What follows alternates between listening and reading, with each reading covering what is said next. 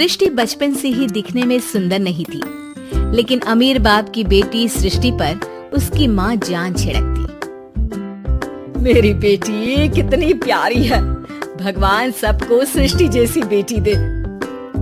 सृष्टि धीरे धीरे बड़ी होती है। एक दिन सृष्टि की सहेली कहती है, तू दिखने में कितनी अजीब सी है, लेकिन मैं जानती हूँ हम सब में सबसे अच्छी शादी तो तेरी ही होगी।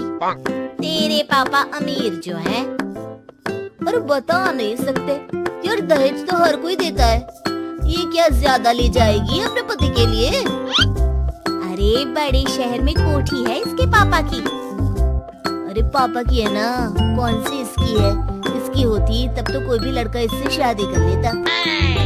अरे पापा की मतलब पापा की है तो मेरी ही है ना? किसने कहा? अब तेरी तो तब होगी ना जब तेरा भाई ना हो। वैसे भी शादी के बाद सारी प्रॉपर्टी भाई के नाम होती है।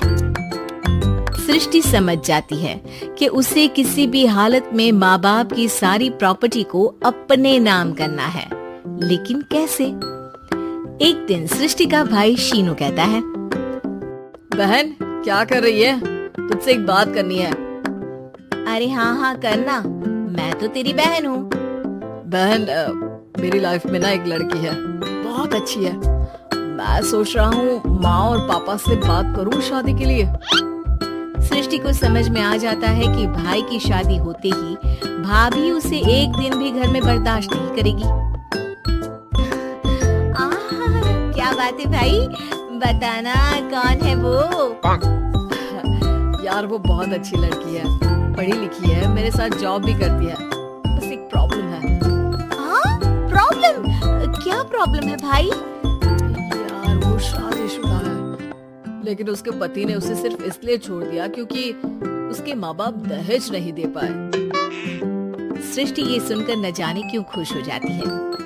अरे भाई तो क्या हुआ, लड़की तुझे तो पसंद है ना?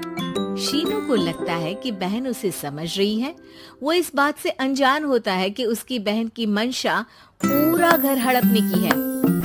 सृष्टि अपनी माँ से कहती है, मम्मी मुझे तो बहुत चिंता है, पता है शीनू क्या कर रहा है? अरे क्या कर रहा है, वो तो काम पर जाता है और वापस घर आता है। नहीं ना माँ, वो यही तो नहीं कर रहा, बाकी सब कर रहा है। आपको पता है उससे प्यार है, और वो भी एक शादीशुदा लड़की से। ये क्या हो गया, मैं सोसाइटी में क्या मुंह दिखाऊंगी? अरे तेरे पापा तो यही कहेंगे कि मैंने ही उसे बिगाड़ दिया है। माँ देखो, मेरी बात मानो, पापा पर भी विश्वास करने की जरूरत नहीं है। अब आप ही बताओ, पापा इतनी देर घर के बाहर रहते हैं क्यों? बोलो। बेटा वो तो नौकरी करते हैं ना। बहुत भूली है माँ, पापा का ऑफिस तो 7 बजे खत्म हो जाता है, लेकिन देखो कितनी देर से आते हैं। अरे नहीं बेटा, ऐसी कोई बात नहीं है। सृष्टि माँ को एक औरत से बात करते पिता की फोटो दिखाती है।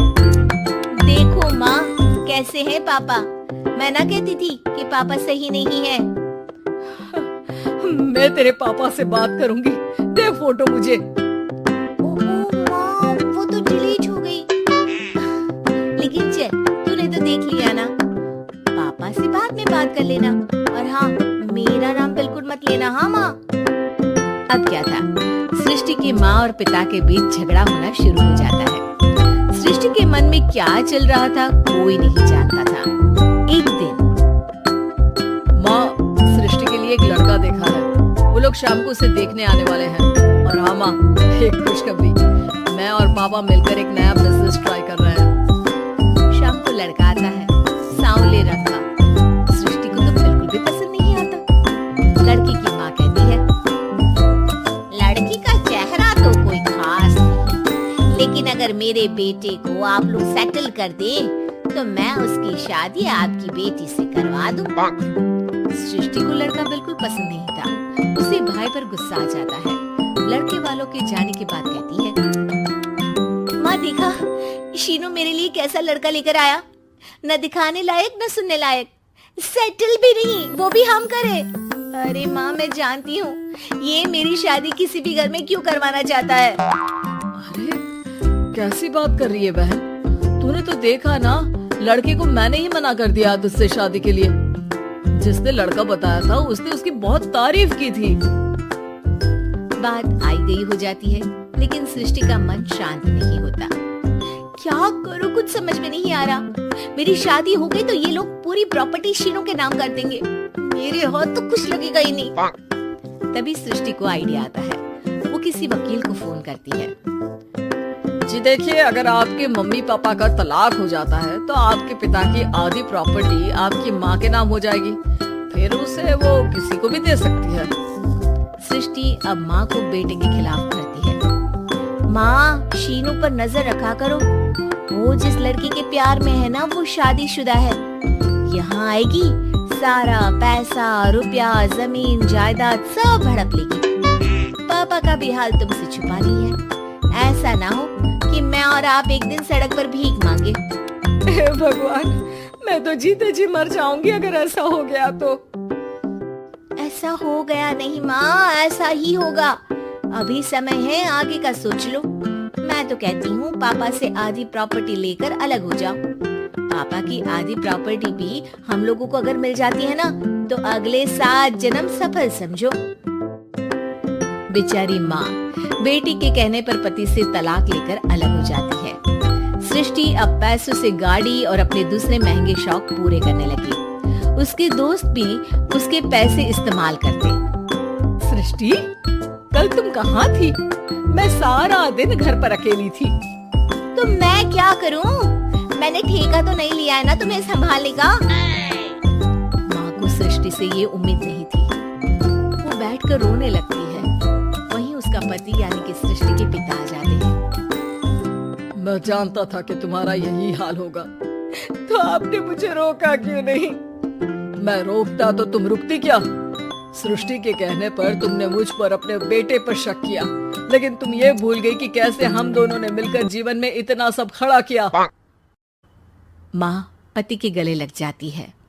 मुझे माफ कर दीजिए, मैंने आपकी कमाई का एक बड़ा हिस्सा गवा दिया।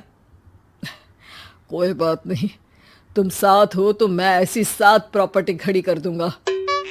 तभी वहां सृष्टि आ जाती है रोते हुए। माँ, मयंक ने मुझे छोड़ दिया। वो बोल रहा था जब तक मेरे पास पैसे थे तब तक ही वो मेरे साथ था,